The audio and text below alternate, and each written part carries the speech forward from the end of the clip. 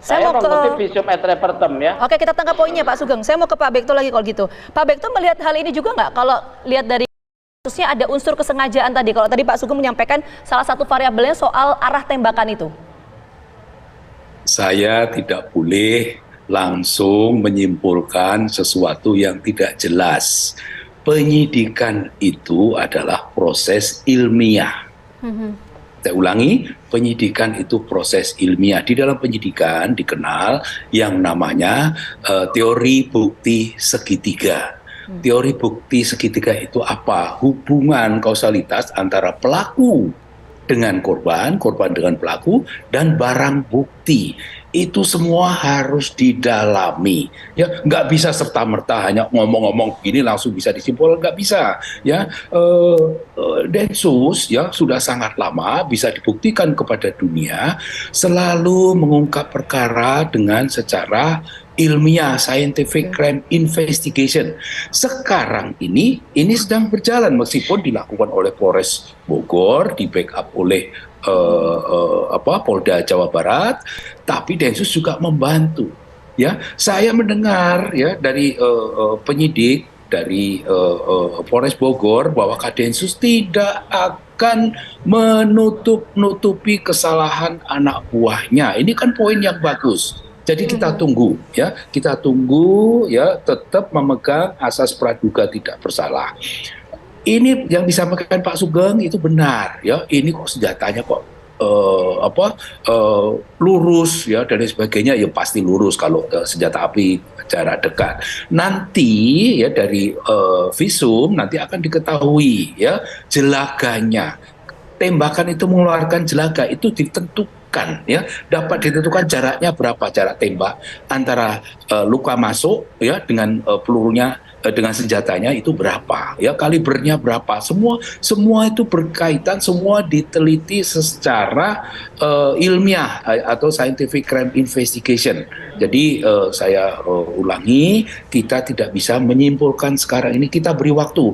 Ingat, semua mata sekarang menyoroti, baik itu pengawas internal yang terdiri dari inspektorat ya, dari Propam ya, dari Biro Wasidik ya, nanti dari Densus sendiri ya, atasannya nanti dari sumber daya manusia, semua melototi, termasuk para pengawas eksternal ya, seperti Pak Sugeng ini pengawas internal.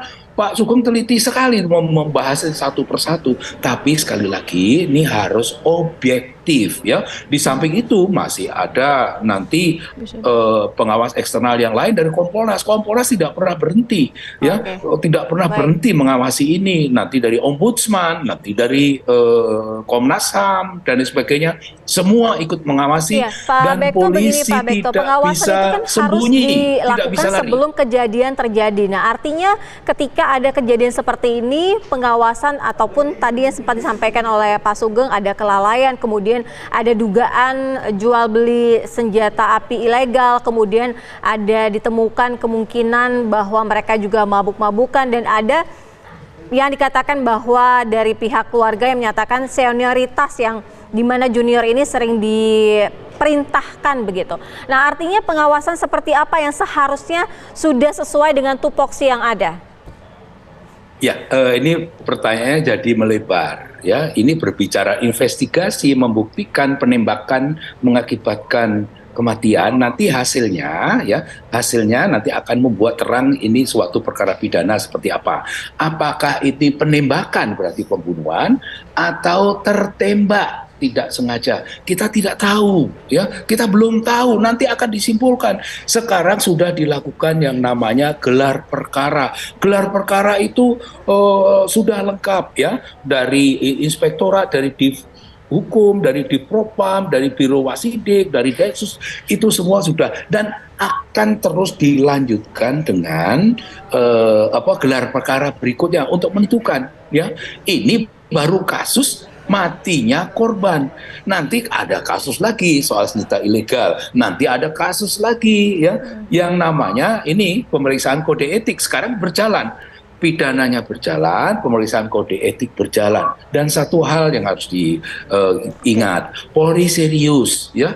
Ini tersangka sementara 2 orang, dua-duanya ditahan di divisi Propam, dia ditahanannya Propos Mabes Polri. Itu juga kita harus perhatikan dan kita apresiasi Polri sungguh-sungguh untuk mengungkap. Kita semua mengawasi. Ya, Pak Bekto, kita tangkap poinnya. Mungkin gini, kalau tadi Pak Bekto tidak menyampaikan spesifik ya, menunggu nanti penyidikan seperti apa. Kalau gitu saya ingin fokus tadi yang disampaikan oleh Pak Bekto. Pak Bekto menyampaikan bahwa kalau bicara konteks soal senjata rakitan ilegal, ini kan masih beredar di masyarakat karena ada beberapa poin ya tadi ya. Bisa disita dari para tersangka teroris, kemudian senjata rakitan bisa dari luar negeri, dan lain sebagainya. Nah, itu proses penyitaan, itu seperti apa sih yang terjadi di internal, Pak Bekto? Oke, ini kan baru diketahui ya, ini saya bicara umumnya, Pak ya. Itu tidak, ya, ini senjata ya ternyata bukan senjata pabrikan yang dimiliki Densus. Densus senjatanya itu kan cuma 3 paling. 1 Glock, yang kedua HS, yang ketiga mungkin Sig Sauer dan sebagainya untuk jenis senjata genggam. Kok ini ada senjata lain? Baru diketahui, ini baru penyidikan. Nanti ditanya itu tersangka bisa jujur, bisa tidak jujur. Ini perlu cross check. Makanya butuh waktu, ya, karena nanti bilang dari A, nanti akan dicek A, ya. Bom Bali 1 itu mobil pemiliknya sudah berganti 6 kali, itu bisa diselidiki sama Densus kok. Kalau ini saya pikir tidak terlalu lama. Nanti ya pada saatnya akan disampaikan oleh Polri. Saya percaya itu. Nanti kita tunggu. Maksud saya gini Pak, untuk proses penyitaan senjata api rakitan itu tuh seperti apa sih sebetulnya kalau di internal Pak gitu? Kalau misalnya ada sebuah kasus, kemudian senjata api itu disita, itu bagaimana? Ya, namanya menyita barang bukti itu apa, termasuk senjata api, itu sudah diatur di dalam KUHP. Ada surat perintah penyitaannya, ada berita acara penyitaannya, kemudian nanti minta persetujuan penyitaan itu kepada pengadilan. Itu saja. Jadi KUHP sudah mengatur sangat rigid, sangat rinci, dan saya percaya, ya, saya tidak tahu prosesnya seperti apa, saya percaya itu semua dilakukan. Ya, karena ya polisi acuannya apa kalau nyita barang, itu yang diatur di dalam KUHP. Kita ke Pak Sugeng. Pak Sugeng, sejauh ini kan saksi juga sudah tengah diperiksa mengenai jual beli senjata api ilegal ini. Artinya kalau sudah ada dugaan, barang bukti juga sudah mengarah ditemukan, paling tidak ranah hukum selanjutnya akan seperti apa, Pak Sugeng? Yang pertama harus saya apresiasi dulu ya, bahwa diakui oleh kepolisian melalui penyidik ya, bahkan Kadensus akan transparan, tidak ada yang tutup-tutupi, itu harus kita apresiasi. Yang kedua, penyidik sendiri kan yang menyatakan bahwa senjata ini ilegal. Jadi memang ini arah satu penyidikan yang transparan ya, kita harus hargai ini. Nah, nanti prosesnya kalau sudah seperti ini akan ada kena penambahan pasal undang-undang darurat. Selain soal matinya ya, undang-undang darurat, undang-undang 12 tahun 51 ya, ini akan baik, kena. Pak Sugeng, kami mohon maaf, kami harus potong dulu sejenak Pak Sugeng, tapi nanti dilanjutkan usai kumandang azan maghrib untuk wilayah DKI Jakarta dan sekitarnya berikut ini. Selamat menjalankan ibadah sholat maghrib bagi Anda di wilayah DKI Jakarta dan sekitarnya. Kita lanjutkan dialog. Pak Sugeng, tadi sebelumnya Pak Sugeng sudah sempat menjelaskan sedikit mengenai dugaan jual beli senjata api ilegal. Pidananya akan mengarah kemana? Silakan Pak Sugeng dilanjutkan.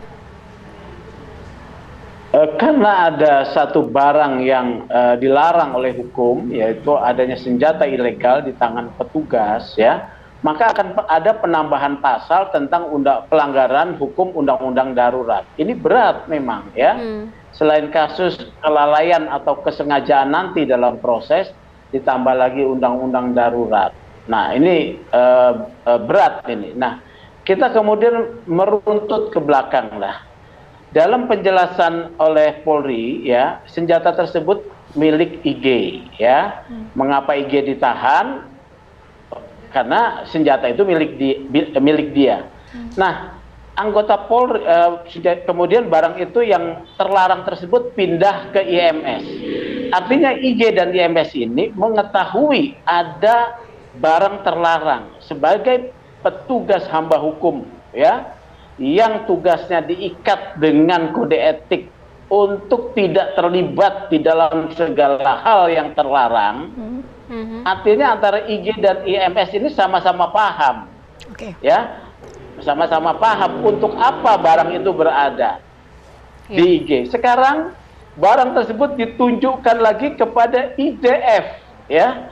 Padahal ini adalah sesuatu yang terlarang. Oleh karena itu sangat patut didalami sinyalemen yang beredar yang disampaikan oleh Pak Pandi, ya, sinyalemen tentang adanya bisnis senjata. Ya, ini yang harus dijelaskan oleh proses penyelidikan atau penyidikan ini, ya. Karena jelas aturan kode etik Polri, ya, Perpol nomor 7 tahun 2022 dilarang anggota Polri itu terlibat di dalam perbuatan-perbuatan yang melanggar hukum. Baik, Pak Sugeng, menarik. Ini nanti saya mau lanjutkan lagi dengan Pak Bekto, ya, tapi kita jeda dulu. Kabar Petang akan kembali hadir sesaat lagi untuk Anda, tetap bersama kami.